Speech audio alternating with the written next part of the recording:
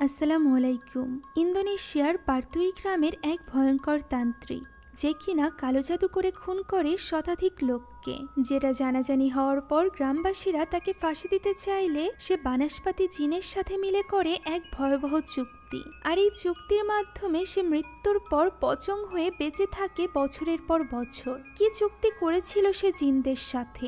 এছাড়া পচং হয়ে ঘুরে বেড়ানোর তার আসল উদ্দেশ্যটা কি? জানতে হলে দেখতে হবে আজকের এই টাক পচংয়ের গল্প, যার নাম কিসা তানা যাওয়া পচং গন্দল।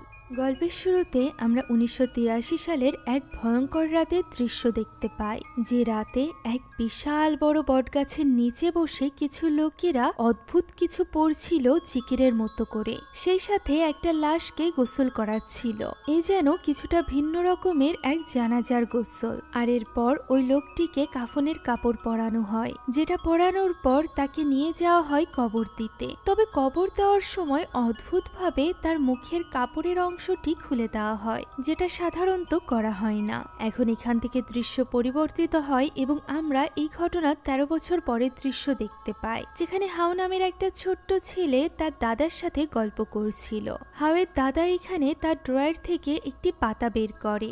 এই পাতাটি বহু বছর পুরনো সময়কালের, যে সময়কালে এই পাতার উপর মানুষেরা লেখাপড়া করত।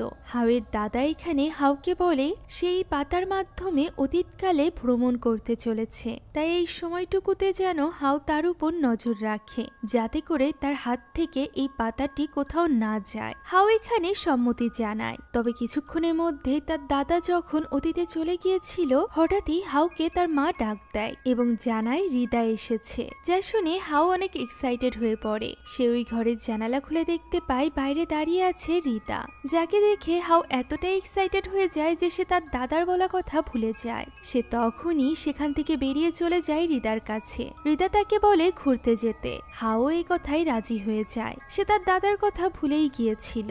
এদিকে আমরা তার দাদার হাতে থাকা ওই পাতাটিকে দেখতে পাই, যেটা কিনা দরজা খোলা থাকার কারণে বাতাস এসে উড়িয়ে নিয়ে যায় এবং সেটা জানালা দিয়ে বাইরে চলে যায়, যার ফলে হঠাৎই করে হাওয়ের দাদার কিছু একটা হতে শুরু করে। তবে সে যেন সাহায্যের জন্য কাউকেই ডাকতে পারছিল না। এখন এখান থেকে আবারও দৃশ্য পরিবর্তিত হয় এবং আমরা 17 বছর পরের দৃশ্য দেখতে পাই, যখন হাও বড় হয়ে গিয়েছিল।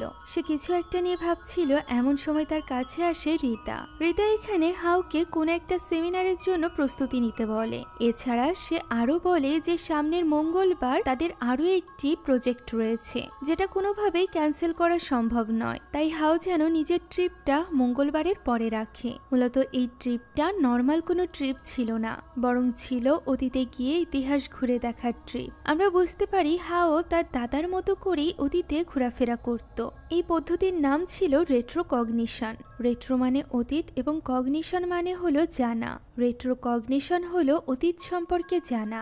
এখানে সেমিনারে আসা সকলকে হাও রেট্রোকগনিশনের ব্যাপারে খুলে বলে যে এই পদ্ধতি ব্যবহার করে অতীতের কোনো একটা বস্তু স্পর্শ করলে ওই বস্তুর সময়কালে যাওয়া যায়। তবে মজার বিষয় হলো অতীতে যে ব্যক্তি যাচ্ছে সে কিন্তু নিজে যায় না, বরং তার সাথে থাকা কারেন জিন অতীতে যায় এবং যে বস্তু স্পর্শ করে আছে সে সেই বস্তুর মালিকের ভেতরে প্রবেশ করে এবং ওই মালিকের দৃষ্টিকোণ থেকেই কারেন জিন অতীতের ব্যাপারে জানতে পারে। আর এরপর হাওয়ের কারেন জিন যখন হাওয়ের মধ্যে ফিরে আসে, তখন হাও এই সব কিছুর ব্যাপারে জানতে পারে। একথা শুনে দর্শকদের মধ্য থেকে একজন প্রশ্ন করে যে এই পদ্ধতির মাধ্যমে অতীতে গিয়ে হাও কি কোনো অতীতের ঘটনা পরিবর্তন করতে পারে? উত্তরে হাও বলে না, শুধুমাত্র তার কারেন জিনই অতীতে যায় এবং সে শুধুমাত্র যে ব্যক্তির জিনিসটা স্পর্শ করে আছে সেই ব্যক্তির মধ্যে থেকেই সবকিছু দেখতে পারে। সে ওই ব্যক্তিকে কন্ট্রোল করতে পারে না, যে কারণে সে কোনো কিছু পরিবর্তনও করতে পারে না। সে শুধুমাত্র জ্ঞান আহরণ করতে পারে যে ওই দিন ওই সময় কি ঘটেছিল এই ব্যাপারে জানতে পারে। এরপর সেখানে থাকা আরো একজন মেয়ে প্রশ্ন করে যে এইভাবে অতীতে গিয়ে এমন কি কোনো ঘটনা ঘটেছে যে কারোর কারেন জিন ফিরেই আসেনি? আর যদি কারোর কারেন জিন ফিরে নাই এসে থাকে তাহলে ওই ব্যক্তির সাথেও কি ঘটবে? এই প্রশ্ন শুনে হাউ যেন কোথাও একটা হারিয়ে যায়। আমরা দেখতে পাই 17 বছর আগের সেই ঘটনা। সেদিন যখন খেলা করে হাউ এবং রিদা বাড়িতে ফিরে এসেছিল, তখন হাউ দেখে তাদের বাড়ির সামনে অ্যাম্বুলেন্স দাঁড়ানো এবং তার দাদাকে নিয়ে যাওয়া হচ্ছে হসপিটালে। ততক্ষণে তার দাদা অলরেডি মারা গিয়েছে। আমরা বুঝতে পারি রেট্রোকগনিশন করার সময় যে বস্তু স্পর্শ করে কেউ অতীতে যায়, অর্থাৎ কারোর কারেন্ট জিন অতীতে যায়, সেই বস্তু তার কাছে থাকা খুবই জরুরি। যদি ওই বস্তু তার হাতে না থাকে তাহলে কারেন্ট জিন অতীতেই ফেসে যাবে। এতে করে ওই ব্যক্তির মৃত্যু অনিবার্য, যেমনটি হাওয়ের দাদার সাথে ঘটেছিল। আর যেহেতু এই ঘটনাটি হাওয়ের ভুলের কারণেই ঘটেছিল, তাই সে এই প্রশ্ন শুনে অনুতাপে চলে গিয়েছিল। তবে এখানে রিদা এসে পরিস্থিতি সামলে নেয় এবং আগামী সেমিনারে আসার জন্য বলে সকলকে বিদায় জানিয়ে দেয়। তবে সেখানে দুজন ব্যক্তি ছিল যারা কিনা এতক্ষণ যাবৎ সেমিনার শেষ হওয়ার জন্য অপেক্ষা করছিল। সেমিনার শেষ হতেই তারা হাওয়ের সাথে কথা বলতে আসে, যেখানে মেয়েটি হাওয়ের কাছে সাহায্য চায়। মূলত তাদের মেয়ে সারিকে 2 দিন ধরে খুঁজে পাওয়া যাচ্ছে না। 2 দিন আগে স্কুল শেষে সে আর বাড়িতে ফেরেনি। এ কারণেই তার মা ভীষণ চিন্তিত ছিল। তবে তার বাবার মনে হচ্ছিল যে তার মেয়ে হয়তো বা কোনো বয়ফ্রেন্ডের সাথে ভেগে গিয়েছে এবং কিছুদিন পর ঠিকই প্রেগনেন্ট হয়ে ফিরে আসবে। বাবার মুখে এই সকল কথা শুনে হাও বেশ অবাক হয়। এছাড়া সারির বাবার এই সকল বিষয়ে একটুও বিশ্বাস ছিল না। তবুও সারির মায়ের আকুতি মিনতির জন্যই হাও এবং রিটা তাকে না বলতে পারে না। তারা ওই রাতেই সারির স্কুলে গিয়ে পৌঁছায়, যেখান থেকে সারি নিখোঁজ হয়েছিল। সেখানে একজন শিক্ষিকা তাদেরকে সাহায্য করে। সে তাদেরকে সারির ওই ক্লাসরুমে নিয়ে যায় যেখানে শেষবার সে তাকে দেখেছিল। মূলত ওই দিন শিক্ষিকা সন্ধ্যার দিকে বের হয়ে যাওয়ার আগে সারিকে এই ক্লাসরুমেই দেখেছিল। এটি একটি প্র্যাকটিক্যাল ক্লাসরুম ছিল, যেখানে অনেকগুলো সেলাই মেশিনের টেবিলের মধ্য থেকে একটি টেবিলে গিয়ে বসে পড়ে হাও এবং সারির মায়ের কাছে এমন কোনো একটি বস্তু চায় যা সারির সাথে সম্পৃক্ত। তখন সারির মা তার কাছে থাকা সারির কাইচিটি হাউকে দিয়ে দেয় এবং জানায় যে সারি নিখোঁজ হওয়ার পর দিন তার বন্ধুরা ক্লাসরুমে এই কাইচিটি পেয়েছিল। এখন এই কাইচি হাতে নিয়ে হাও বসে যায় রেট্রোকগনিশন করার জন্য, যেখানে স্পষ্টভাবে সারির বাবা এইসব বিষয়ে বিশ্বাস করছিল না। অন্যদিকে রিদা ক্যামেরা নিয়ে প্রস্তুত ছিল এই পুরো ঘটনাটিকে ক্যামেরা বন্দি করার জন্য। এখন হাও সারির অতীতে যাত্রা শুরু করে। আমরা দেখতে পাই সে অতীতে পৌঁছেও গিয়েছে এবং এই মুহূর্তে সে আছে সারির শরীরে। ঘটনাটি ছিল 2 দিন আগে সন্ধ্যায়, যখন সারি একা একা ক্লাসরুমে বসে তার কাজ করছিল, যেখানে তার ক্লাস টিচার আসে এবং তাকে জিজ্ঞাসা করে যে সে এত দেরি করে এখানে কি করছে। উত্তরে সারি জানায় তাদেরকে যে হোমওয়ার্ক দেওয়া আছে সেটা আগামীকালই জমা দিতে হবে, আর তার বাসার সেলাই মেশিনটিও নষ্ট হয়ে গিয়েছে। এ কারণেই রাত হলেও তাকে এই কাজটি কমপ্লিট করা প্রয়োজন। তখন তার টিচার বলে দ্রুত কাজটি কমপ্লিট করে সে যেন বাড়িতে ফিরে যায়। একথা বলে তার টিচার চলে যায় এবং সারি তার কাজ শুরু করে দেয়, যেখানে সারির মধ্যে থাকা হাওয়ের কারেন্ট জিনও কাজ করছিল। হঠাৎই ওই ক্লাসরুমের দরজায় নক হতে শুরু করে। সারি চিৎকার করে বলে দরজাটি খোলা আছে, তবুও কেউ ভেতরে আসে না, বরং বারবার দরজা ধাক্কাতে থাকে। মাঝে কিছুক্ষণের জন্য বন্ধ হয়, তবে আবারও দরজা ধাক্কাতে শুরু করে, যা দেখে এবার সারি বেশ ঘাবড়ে যায় এবং সাহস করে উঠে যায় দরজাটি খোলার জন্য, যেখানে তার সাথে সাথে হাওয়ের কারেন্ট জিনও এই সব কিছু দেখছিল। দরজা খুলে সে বাইরে বের হতেই সেখানে কাউকেই দেখতে পায় না এবং আশেপাশে দেখতে থাকে যে কেউ আছে কিনা, যেখানে আমরা তার থেকে কিছুটা দূরে একটা অদ্ভুত ধরনের পচংকে দাঁড়িয়ে থাকতে দেখতে পাই। তবে এটা সারি অথবা হাওয়ের কারেন্ট জিন কেউই দেখতে পায় না। তাই তো সে ভিতরে এসে দরজা আটকে দেয় এবং আবারও সেলাই মেশিনে বসে দ্রুত কাজ করতে থাকে, যাতে করে সে দ্রুত কাজ সেরে এখান থেকে বেরিয়ে যেতে পারে। তবে এই তাড়াহুড়ার মাঝেই হঠাৎ করে ক্লাসরুমের লাইটটি বন্ধ হয়ে যায়, যা দেখে সে বেশ অবাক হয়। লাইটের দিকে দেখে সে যখনই নিচের দিকে তাকায়, সে দেখতে পায় যে সে যে কাপড়টি সেলাই করছিল সেটা সেখানে নেই, বরং সেখানে আছে একটি নোংরা কাফনের কাপড়। আর ওই কাপড়ের শেষে দাঁড়িয়ে আছে এক ভয়ঙ্কর দেখতে পচং, যা দেখা মাত্রই সারি ঘাবড়ে যায় এবং তার আঙুলে সেলাই মেশিনে সুই ঢুকে যায়, যার ফলে সে প্রচন্ড ব্যথা পায়। সে ওই মেশিন থেকে সুইটি টেনে খুলে নিয়ে আসে এবং আবারও পেছনে তাকিয়ে দেখতে পায় তার পেছনে তো কেউই নেই, যে কারণে সারি এবার ঘাবড়ে যায় এবং তখনই তার ব্যাগপত্র নিয়ে সেখান থেকে বেরিয়ে যায়। আর এই তাড়াহুড়ায় সে তার কাইচিটি ওই টেবিলের উপরে ভুলে রেখে চলে যায়। সে ক্লাসরুম থেকে বের হয়ে আঙুলটি ধরে দৌড়াতে থাকে এবং চলে আসে বেশ খানিকটা দূরে। আর এরপর সে এক স্থানে দাঁড়ায় এবং আস্তে করে তার আঙুলের ভেতরে থাকা ওই সুইটি টেনে বের করে নিয়ে আসে।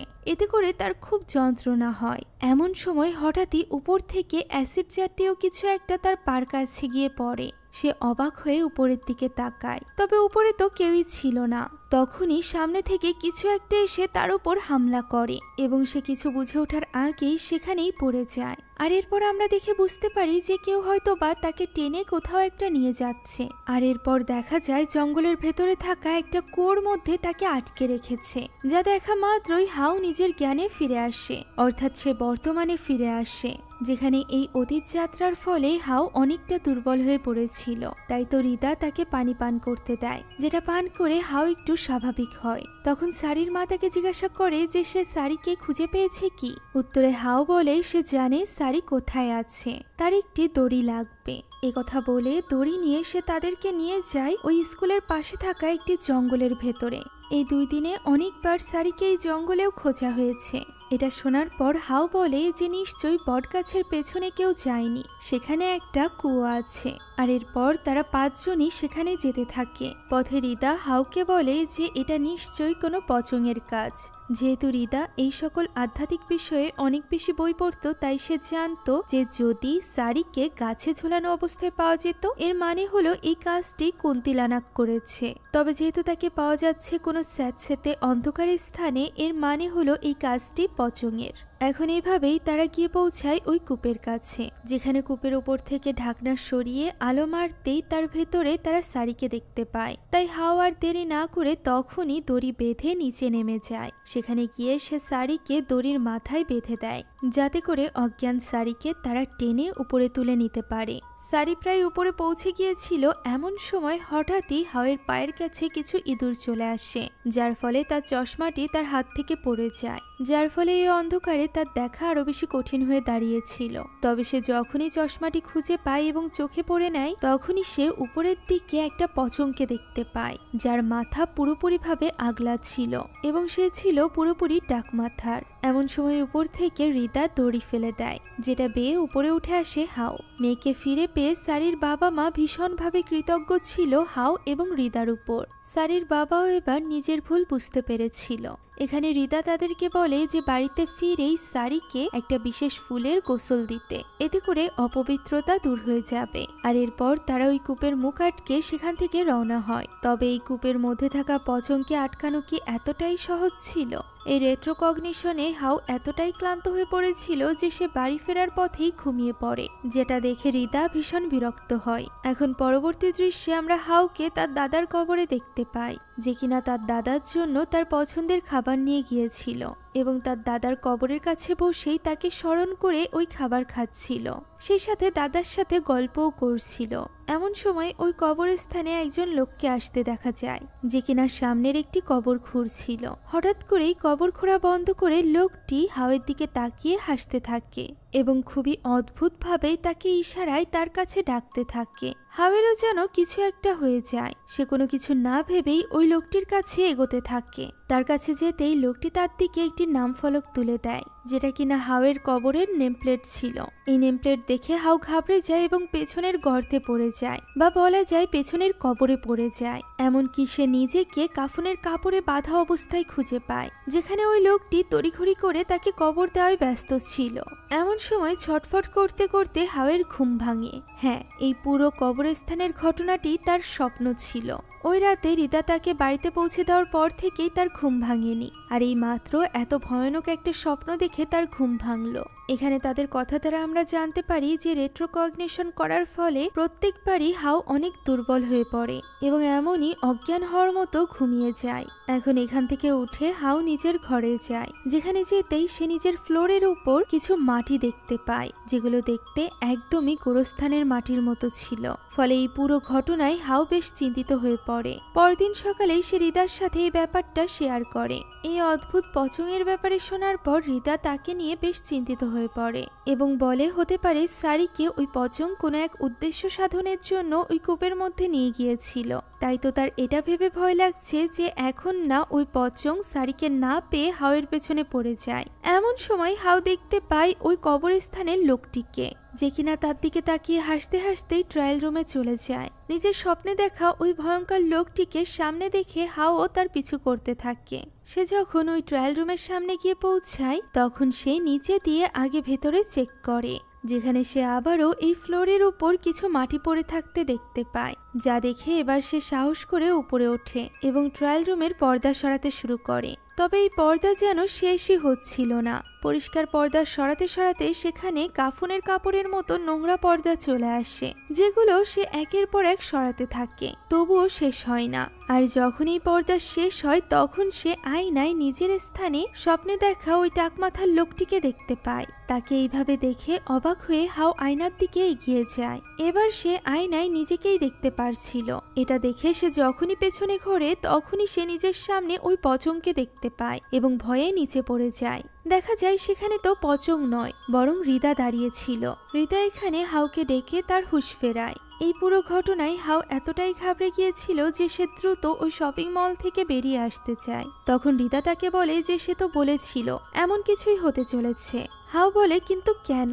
উত্তরে রিদা বলে কারণ সে সারিকে বাঁচিয়েছে, আর এই কারণেই ওই পচংয়ের পরবর্তী শিকার হতে চলেছে সে নিজে। তখনই দৃশ্য পরিবর্তিত হয় এবং আমরা সারিকে দেখতে পাই, যে কিনা অন্ধকারে ওই কুয়োর মধ্যে পড়েছিল। জ্ঞান ফিরতেই অর্থাৎ চোখ মেলতেই সে হঠাৎই চিৎকার করতে শুরু করে, কারণ তার আঙুলের মধ্য দিয়ে ওই পচং কিছু একটা শুষে খাচ্ছিল, যা দেখে সে ভয়ে চিৎকার করছিল। আর এই স্বপ্ন দেখেই সারির ঘুম ভাঙে। তবে সে চোখ বেশিক্ষণ মেলে রাখে না, বরং ঘুমানোর চেষ্টা করে। তবে চোখ বন্ধ করতেও সে সবকিছু যেন দেখতে পারছিল। আশেপাশে মাথা ঘুরিয়ে সে আশেপাশের সবকিছু চোখ বন্ধ থাকা অবস্থাতেই দেখতে পারছিল। এমন সময় সে তার ঘরের এক কোণে ওই পচংকে দেখতে পায় এবং ঘাবড়ে শোয়া থেকে উঠে বসে। হঠাৎই দরজায় শব্দ হয়ে ওঠে, যেন কেউ ধীরে ধীরে দরজাটি খুলছিল, যা দেখে সারি একটু ঘাবড়ে যায়। এমন সময় দরজা খুলে সেখানে প্রবেশ করে তার মা। মাকে দেখে সারি কাঁদতে শুরু করে এবং তাকে ডেকে সবকিছু বলতে থাকে, যে ঘরের ওই কোণে ওই পচং দাঁড়িয়ে আছে। সারির মা তাকে কোনো মতে শান্ত করে নেয়। সে মূলত সারির হাতের ব্যান্ডেজটি পরিবর্তনের জন্য এসেছিল। সে এখানে হাতের ব্যান্ডেজটি খুলতে খুলতে বলে যে এই ক্ষতটি দ্রুত শুকানো দরকার, তা না হলে এর উপর মানুষের নজর পড়বে এবং মানুষ এই আঙুলটি নেওয়ার জন্য পেছন পেছন আসবে। একথা শুনে সারি কিছুটা অবাক হয়। তখন তার মা বলে যে পচংয়ের সৃষ্টি করা এই ধরনের ক্ষত কালো জাদুর জগতে অনেক মূল্যবান। যারা কালো জাদু করে তারা এই ধরনের ক্ষতের বলি দিয়ে থাকে। আর এরপর সে সারির আঙুলটি দেখে বলে এই আঙুলটি ততক্ষণ পর্যন্ত কামড়ানো হবে যতক্ষণ না পর্যন্ত এটা ছিঁড়ে চলে আসছে। একথা বলেই সে সারির আঙুল কামড়ে ধরে এবং তা কামড়ে কেটে নিয়ে আসে, যার ফলে সারি চিৎকার করে কাঁদতে থাকে। তার এই চিৎকারের আওয়াজ শুনে তার আসল বাবা মা সেখানে চলে আসে। দেখা যায় সারির আঙুল তো একদমই ঠিক আছে। ফলে এই পুরো ঘটনায় সারি বেশ বিপর্যস্ত হয়ে পড়ে। তাই তো আর এক মুহূর্ত দেরি না করে সারির মা তখনই কল করে হাউকে। হাউ তখন ক্লাসে ছিল। ক্লাস শেষে সে সারির মায়ের কল দেখে তাকে কল ব্যাক করে এবং জানতে পারে সারির ব্যাপারে। ওই দিন রাতেই সারির মা তাদেরকে কথা বলার জন্য ডাকে। সেখানে তার সাথে সারিও ছিল, যে কিনা না খেতে পারছিল না ঘুমাতে পারছিল। চোখ বন্ধ করতেই ওই পচং তাকে ভয় দেখাচ্ছিল। একথা শুনে হাউ বলে যে তার সাথেও এই সব কিছু ঘটছে, ওই পচং তারও পিছু করছে। তাই সে এখানে ওয়াদা করে যে সে ওই পচংয়ের হাত থেকে তাদেরকে বাঁচাবে। একথা শুনে রিদা কিছুটা চিন্তিত হয়ে পড়ে, কেননা সে কিছুতেই চাইছিল না হাউয়ের জীবনে কোনো রকম ঝুঁকি আসুক। এখন ওই সময় হাউ সারির কাছে জানতে চায় যে সে ওই পচংয়ের ব্যাপারে কোনো কিছু জানে কিনা। উত্তরে সারি বলে সেই প্রথম না যে কিনা ওই পচংয়ের শিকার হয়েছে। এর আগেও ওই স্কুল থেকে দুজন ছাত্রছাত্রী নিখোঁজ হয়েছিল, যাদেরকে আর কখনোই খুঁজে পাওয়া যায়নি। তাই সে এখানে হাউয়ের কাছ থেকে সাহায্য চায়, তাকে ওই পচংয়ের হাত থেকে বাঁচানোর জন্য। এখন এই ব্যাপারে আরো বিস্তারিত জানার জন্য পরদিন সকালেই হাউ এবং রিদা সারির বাবার সাথে গিয়ে পৌঁছায় ওই স্কুলে এবং সারির ক্লাস টিচারের সাথে এই ব্যাপারে কথা বলে, যেখানে অনেক ভাবনা চিন্তার পর ক্লাস টিচার তাদেরকে সবকিছু খুলে বলে। সে জানায় সারি ঠিকই বলেছে। সারির আগে এই স্কুল থেকে আরো দুজন স্টুডেন্ট নিখোঁজ হয়েছিল। প্রথমজন নিখোঁজ হয়েছিল 20 বছর আগে এই স্কুলটি বানানোর সময়, আর দ্বিতীয়জন নিখোঁজ হয়েছিল 10 বছর আগে, যাদেরকে কখনোই খুঁজে পাওয়া যায়নি। সারির ক্লাস টিচার অর্থাৎ মিস ওয়াতির মুখে একথা শুনে সারির বাবা ভীষণ রেগে যায় এবং তার সাথে চিৎকার চেঁচামেচি করতে থাকে। সে বলে সে সংবাদপত্রে পর্যন্ত এই ব্যাপারে জানাবে। তখন হাউ তাকে থামিয়ে বলে যে এই খবর যদি মিডিয়াতে যায় তাহলে সব থেকে বড় ক্ষতি হবে সারির ব্যক্তিগত জীবন একেবারেই নষ্ট হয়ে যাবে। আর একবার সুযোগ পেলে হাউ নিশ্চয়ই সারিকে এই বিপদ থেকেও মুক্ত করতে পারবে। যা শুনে সারির বাবা বলে তার পক্ষে কিছুই করা সম্ভব নয়। এরকম অকৃতজ্ঞের মতো কথা শুনে হৃদয় এবার রেগে যায় এবং তাকে মনে করিয়ে দেয় যে হাউ তাদেরকে সাহায্য না করলে সারি এখনো পর্যন্ত নিখোঁজ থাকতো। ফলে সারির বাবা এবার চুপ হয়ে যায়। এবার হাউ মিস ওয়াতিকে জিজ্ঞাসা করে যে এমন কেউ কি আছে যে এই ব্যাপারে আরো বিস্তারিত তাদেরকে ধারণা দিতে পারবে। উত্তরে ওয়াতি সামান নামের একজন লোকের কথা বলে, যে কিনা এই স্কুলটি তৈরির পর থেকেই এখানে সিকিউরিটি গার্ড হিসাবে কাজ করত। তাই তো ওই দিনই হাউ এবং রিদা মিলে সামানকে খুঁজতে বেরিয়ে যায়। যেখানে পথে রিদা হাউকে আটকানোর অনেক চেষ্টা করছিল। তার মনে হচ্ছিল এই কাজটি ভীষণ ভয়ানক হতে পারে। তবে হাউ তাকে বোঝায় যে সে যদি ওই পচংকে না আটকায় তাহলে ওই পচং তার এবং সারির কোনো ক্ষতি না করা পর্যন্ত থামবে না। এখন তারা দুজনই গিয়ে পৌঁছায় সামানের বাড়িতে, যেখানে সামানের মেয়ে রিসমা দরজা খোলে। তবে যখনই সে জানতে পারে হাউ এবং রিদা স্কুলে ঘটা ওই অস্বাভাবিক ঘটনার জন্য সাহায্য চাইতে এসেছে, তখনই সে তাদের মুখের উপর দরজা বন্ধ করে দিতে চায়। তবে হাউ তাকে অনুরোধ করতে থাকে। এমন সময় তার পেছনে এসে দাঁড়ায় তার বাবা সামান, যার ফলে রিসমা বাধ্য হয়ে দরজা খোলে। আর এরপর সামানের কাছে হাউ এবং রিদা সারির ব্যাপারে সবকিছু খুলে বলে। সেই সাথে সে যে পচংকে দেখেছিল অর্থাৎ ডাক মাথার পচং তার ব্যাপারেও জানায়। এই সবকিছু শুনে সামান বলে যে সে প্রমিস করেছিল সে কোনোদিনও এই ব্যাপারে কোনো রকম কথা বলবে না, কিন্তু আজ সময় এসে গিয়েছে তার ওয়াদা খেলাপ করার। অতীতে তার যখন অল্প বয়স ছিল তখন সে কালো জাদু করত। সে একজন ভীষণ শক্তিশালী এক কালো জাদুকারীর কাছ থেকেই এই বিদ্যা শিখত, যার নাম ছিল ওয়ালিস্তি। আর এই ওয়ালিস্তি আর কেউ নয় বরং স্বপ্নে দেখা ওই লোকটি ছিল, যাকে হাউ তার স্বপ্নে কবরস্থানে এবং ওই শপিং মলে দেখেছিল। ওয়ালিস্তি এতটাই খারাপ একজন লোক ছিল যে সে তার এই কালো জাদুর মাধ্যমে কারো জীবন নিতেও দ্বিতীয়বার ভেবে দেখত না। প্রেগনেন্ট মহিলা থেকে শুরু করে অনেককেই সে মেরে ফেলে। তবে খুব শীঘ্রই সকলে এই ব্যাপারে জেনে যায় এবং তার জন্য মৃত্যুদণ্ড ঘোষণা করা হয়। ফলে আর কোনো উপায় না দেখে ওয়ালিস্তি তখন বানস্পাতি নামের এক বিশেষ প্রজাতির জিনকে ডাকতে শুরু করে এবং তাদের উপাসনা করে তাদের কাছে সাহায্য চায় মৃত্যুর পর এই পৃথিবীতেই অমর হয়ে বেঁচে থাকার জন্য।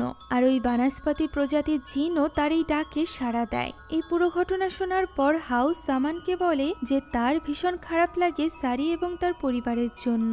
তারা সত্যি অনেক অসহায়, তাই তো তাদেরকে সাহায্য করার জন্য অর্থাৎ সারিকে বাঁচানোর জন্য হাউয়ের সামানের সাহায্যের প্রয়োজন। তবে সামান এই কথার কোনো উত্তর দেয় না। ফলে হৃদয় এটাকে না বলেই ধরে নেয় এবং হাউকে নিয়ে সেখান থেকে বেরিয়ে আসে। তারা বেরিয়ে আসতেই সামান কিছু একটা উপলব্ধি করে, তাই তো সে মাটি খোঁড়ার জিনিসপত্র নিয়ে তখনই তাদের পিছু পিছু যেতে চায়। তবে রিসমা তাকে বাধা দেয় এবং তাকে মনে করিয়ে দেয় যে সে তার মাকে প্রমিস করেছিল।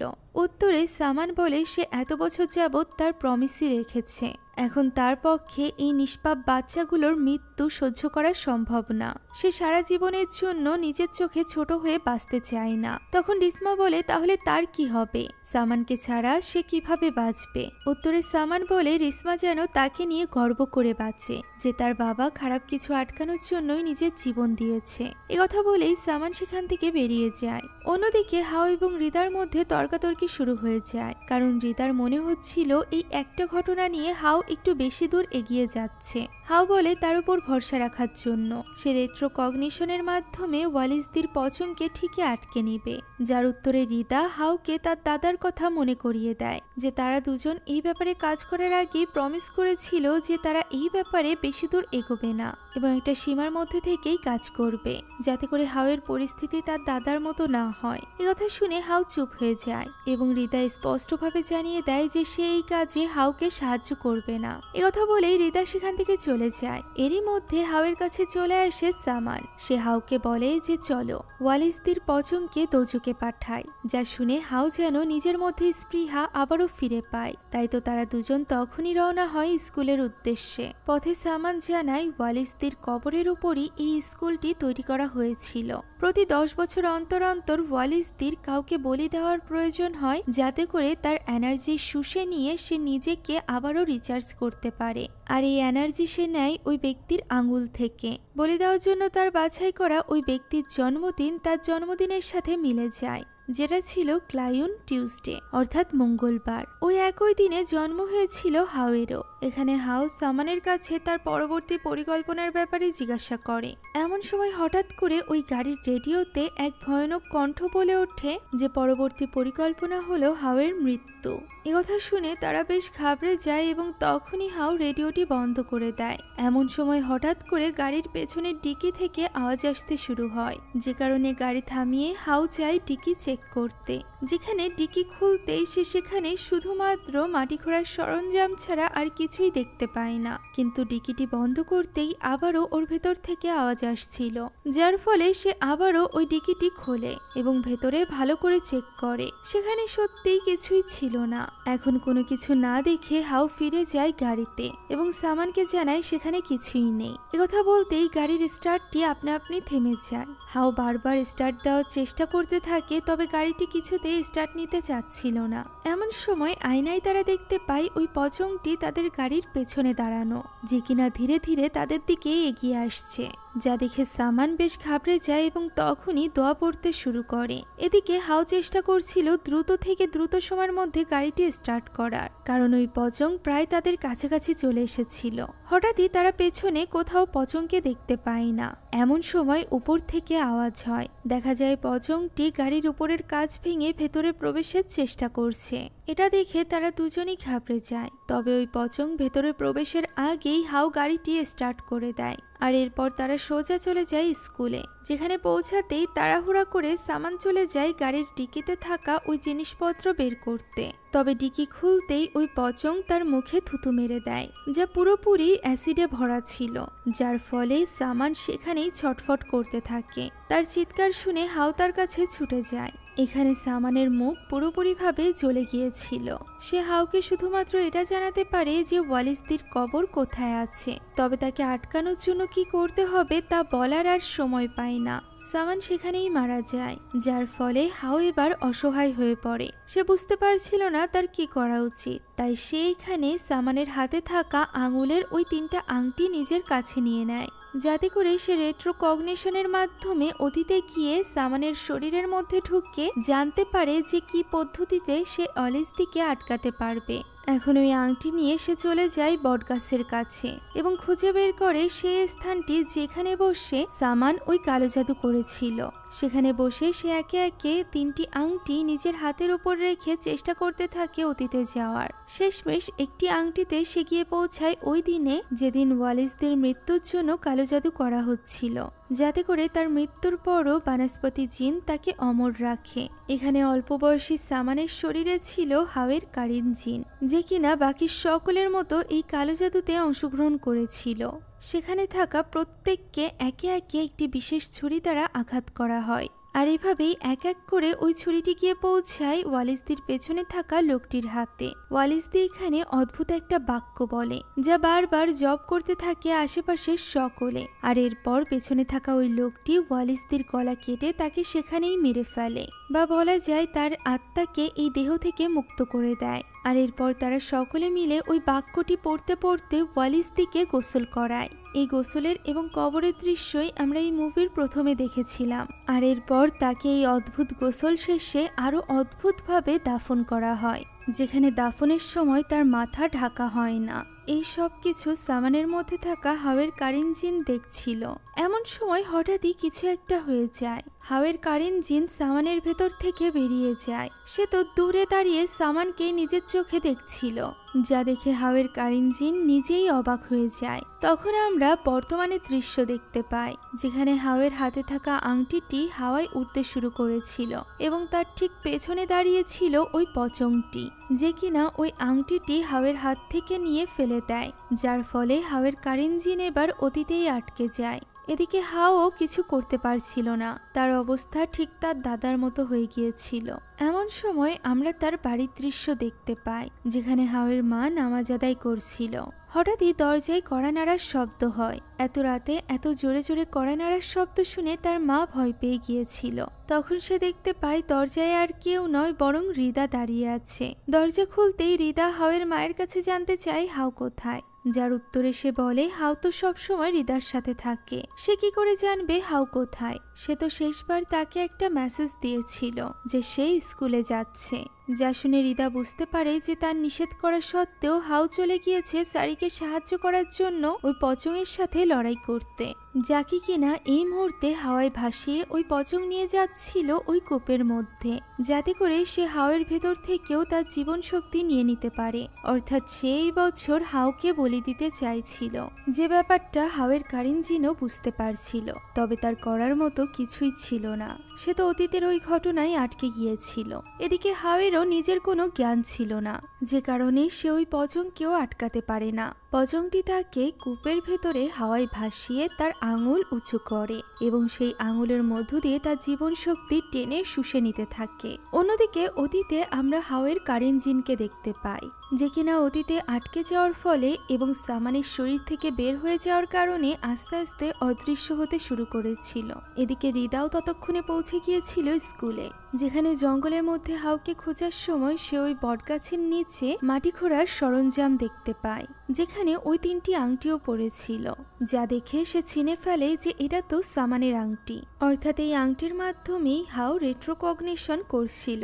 তাহলে হাও কোথায়? তখনই তার মাথায় বুদ্ধি খেলে এবং সে পাশের কুয়োটিতে গিয়ে চেক করে, যেখানে হাও দাঁড়িয়ে ছিল এবং তার আঙুল ছিল একদম সোজা, যা দেখে তার আর বুঝতে বাকি থাকে না যে ওই পচংয়ের শিকার হয়েছে হাও। এদিকে সময়ের সাথে সাথে অতীতে হাওয়ের কারেন্ট জিনও হাওয়ার সাথে মিলিয়ে যাচ্ছিল।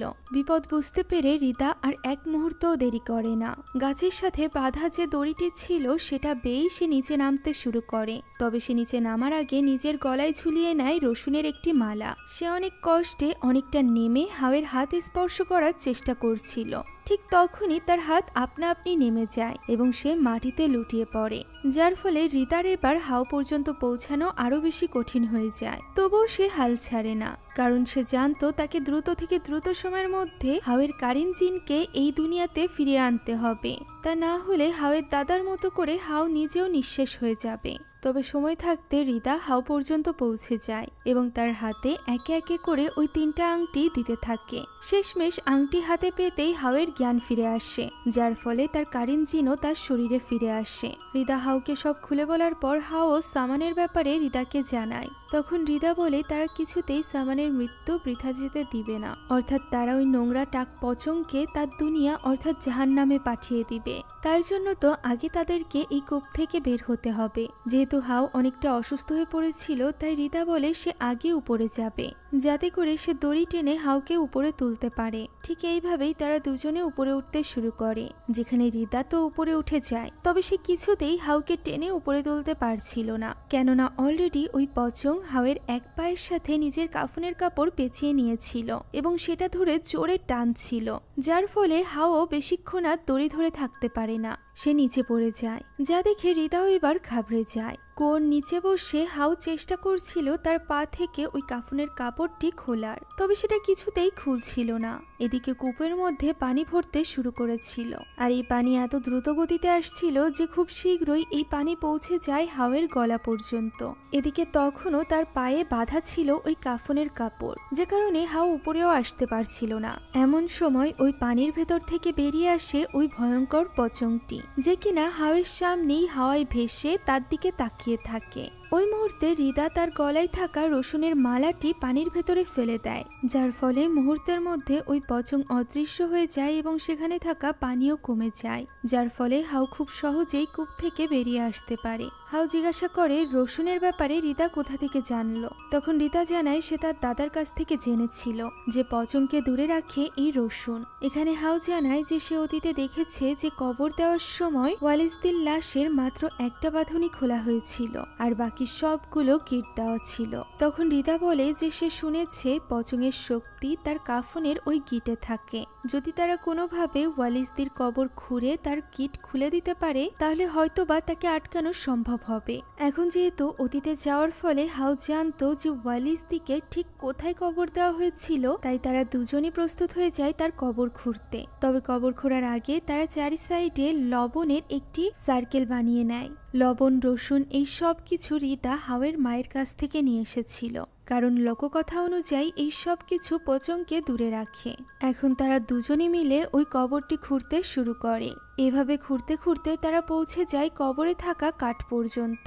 কাঠগুলো সরাতেই তারা দুজনই হতবাক হয়ে যায়, কেননা ওয়ালিসদের লাশ দেখে মনে হচ্ছিল যেন তাকে গতকালই কবর দেওয়া হয়েছে। অর্থাৎ ওয়ালিসদের লাশকে দেখে বোঝাই যাচ্ছিল না যে তার মৃত্যু 30 বছর আগে হয়েছে। এখন ওই লাশের কাছে নেমে হাউ চেষ্টা করতে থাকে তার বাঁধনগুলো খুলে দেওয়ার, কিন্তু এই কাপড় অনেক শক্ত ছিল, যার ফলে রিদার আনা ছুরি দিয়েও এটা কাটা সম্ভব ছিল না।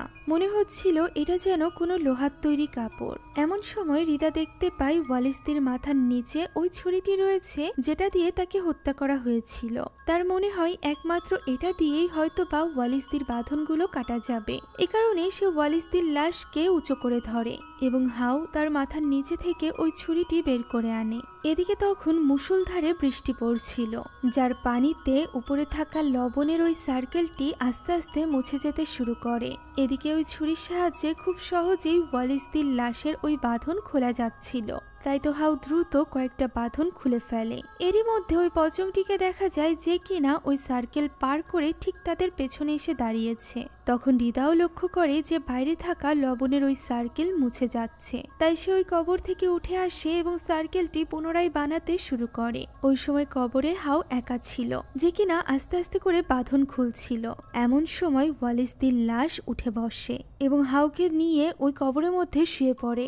সাথে সাথে উপর থেকে মাটি পড়ে কবরটি বন্ধ হয়ে যেতে থাকে। এটা দেখা মাত্র রিদা দৌড়ে নেমে যায় কবরে এবং দ্রুত ওই কবর হাত দিয়ে খুঁড়তে শুরু করে, যাতে করে সে হাউকে বাঁচাতে পারে। এভাবেই সে একটা পর্যায়ে হাউ পর্যন্ত পৌঁছে যায় এবং তাকে বাঁচাতে সক্ষম হয়। তবে এমন সময় সেখানে পৌঁছে যায় ওয়ালিসদের পচং, যে কিনা রিদার গলা চেপে ধরে এবং তাকে উঁচু করে নিয়ে গাছের সাথে লাগিয়ে দেয়, আর এরপর তার শরীর চেপে ধরে তাকে অন্য কোথাও পাঠিয়ে দেয়। এই সব কিছু সহ্য করতে না পেরে হাউ তখনই ওঠে এবং ওয়ালিসদের ওই পচংয়ের উপর আক্রমণ করতে চায়। তবে পচং তাকে আটকে নেয় এবং তার আঙুল বাঁকিয়ে ফেলে।